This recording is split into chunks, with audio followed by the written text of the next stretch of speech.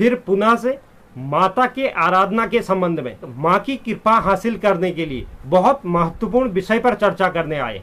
आज की वीडियो में हम चर्चा करेंगे माँ दुर्गा की स्तुति व्यक्ति को क्या लाभ दे सकती है, इस स्तुति को करने का सही तरीका क्या है, यानी कि इसकी विधि क्या है। साथ ही हम चर्चा करने वाले हैं माता के स्वरूप के बारे में।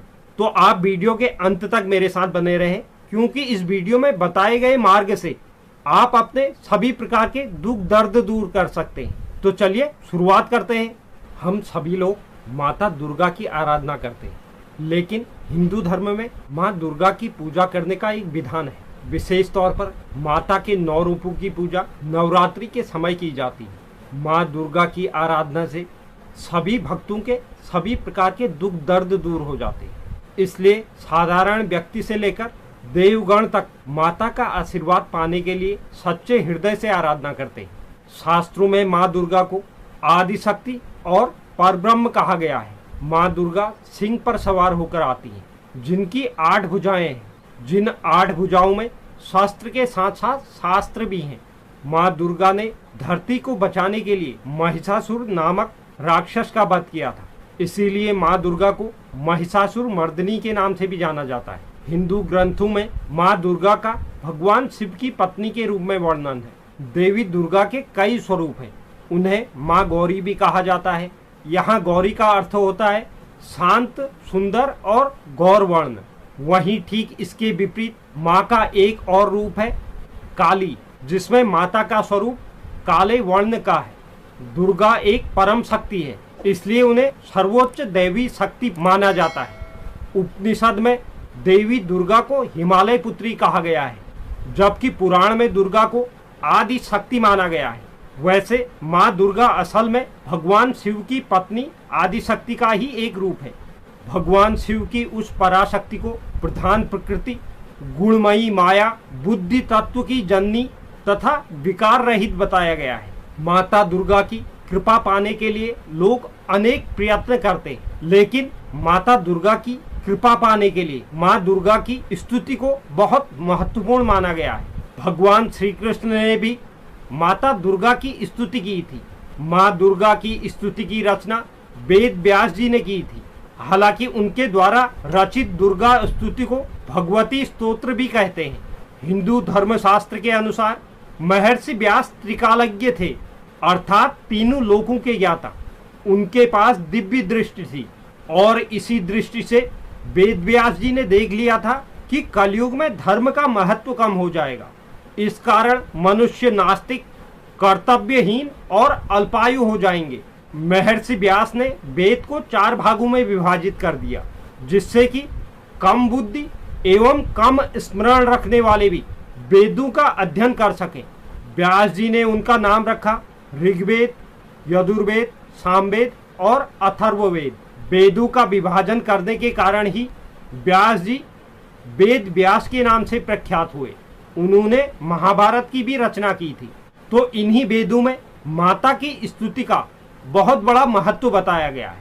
अगर हम माता की स्तुति के लाभ की बात करें, माँ दुर्गा की स्तुति करने वाले व्यक्ति को माँ दुर्गा का आशीर्वाद प्राप्त होता है और उस व्यक्ति के मन से भय समाप्त हो जाता है।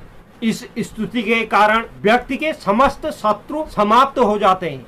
माँ दुर्गा की स्तुति से व्यक्ति के जीवन में खुशियाँ आती हैं। रोजाना माँ दुर्गा की स्तुति करने वाले व्यक्ति पर माँ की कृपा हमेशा बनी रहती है। माँ दुर्गा अपने भक्तों का संतान की तरह ख्याल रखती हैं। यदि कोई निरंतर दुर्गा स्तुति करता है, इससे उस व्यक्ति के जीवन के सभी कष्ट मिट जाते हैं। दुर्गा की स्तुति से व्यक्ति को तन, मन, धन इन तीनों सुखों की प्राप्ति होती है। लेकिन इन वेदों में इसे करने का भी एक विधि विधान बताया गया है। आप पहले इसे नित्य कर सकते हैं, नहीं तो चैत्र नवरात्रि या शारदीय नवरात्रि में इसे आप जरूर करें। इससे आपकी मनोकामनाएं पूर्ण होंगी और आपके सभी कार्य सिद्ध होंगे। हालांकि शास्त्रों में ऐसा भी वर्णन है कि दुर्गा स्तुति को विधि के अनुसार करना चाहिए, तभी उसका वास्तविक फल मिल पाता है। तो अब हम जानते हैं इस स्तुति को करने का सही विधि विधान क्या है। आप अगर नवरात्रि के अलावा अन्य दिनों से इसे शुरू करना चाहें तो आप शुक्रवार के दिन से आप दुर्गा की स्तुति शुरू कर सकते हैं। इसके लिए आपको नित्य कर्म से निवृत्त होने के बाद स्नान कर लें। इसके पश्चात स्वच्छ वस्त्र धारण करें। पूजा स्थल पर बैठकर माँ दुर्गा का ध्यान करें। आपको दुर्गा स्तुति से पहले संकल्प लेना अनिवार्य है कि आप इसे किस निमित्त कर रहे हैं, आपके जीवन में क्या परेशानी है जिसके लिए आप इस स्तुति को कर रहे हैं। फिर उसके पश्चात माँ दुर्गा की मूर्ति को पंचामृत का स्नान कराएं। उसके बाद शुद्ध जल से स्नान करवाएं। फिर कलश स्थापना करें और माँ दुर्गा के सामने घी का दीपक प्रज्वलित करें। फिर इसके पश्चात भगवान गणेश की आराधना करें। भगवान गणेश की आराधना के बाद माँ दुर्गा का आह्वान करें। आप जो भी श्रृंगार की वस्तुएं माता के लिए लेकर आए हैं उन्हें आप माता को भेंट करें। इसके पश्चात आप नारियल चढ़ाएं। इसके बाद आप माँ दुर्गा की स्तुति कर सकते हैं। स्तुति समाप्त होने के बाद आप माँ दुर्गा की आरती करें। माँ दुर्गा की स्तुति के लिए आप किसी किताब का सहारा ले सकते हैं या आप गूगल में भी इसे सर्च करेंगे तो वहां भी आपको यह प्राप्त हो जाएगी, तो आप इसे आसानी से कर सकते हैं। तो इसके लाभ के बारे में मैंने आपको बता दिया और इस स्तुति को करने की विधि भी आपको बता दी।